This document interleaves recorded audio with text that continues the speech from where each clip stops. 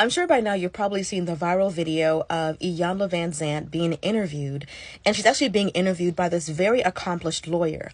And, the woman asked her, would you ever date a bus driver? And Iyanla asked the question back, like, would you? And the lady said, I would if he owned the bus.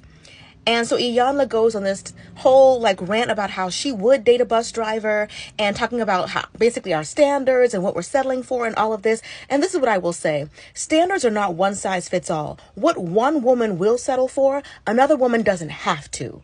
Standards are all unique to the woman, because there might be somebody who thinks highly of themselves who say, I don't want to date somebody who has 4 and 5 baby mamas and lives in their parents' basement and doesn't have a job or a car and doesn't know how to save. Somebody may say, I think I could do better than that.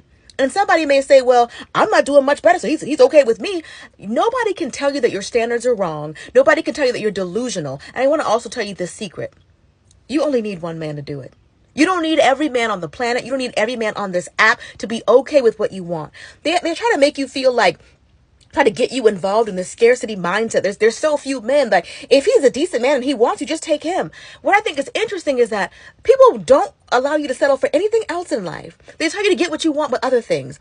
A bride can go through 30 dresses before she finally says yes to the dress. And nobody bats an eye. Girl, that's your wedding day. That's an important day. You want to get the right dress, You can go through, there's a whole show called House Hunters, where people are all picky about what they want. And I want a finished basement. I want granite countertops. I want a big backyard. I want this. I want a deck. I want all these different things. And nobody says, just get a house. It's just a house. It's your first house. No, people always want you to settle when it comes to men. And honestly, I'm a little disappointed in Iyanla, because her whole message has been about not settling in relationships. So why is she trying to get us to settle now? It's this generation, her generation, is so used to women just taking a man. He's a good man, Savannah. There's so many women who are older, who are always trying to tell younger women, just take anybody. We don't have to do that anymore. We didn't have the same issues that they did back in the day. We have jobs and we have careers that make more money than some of these men.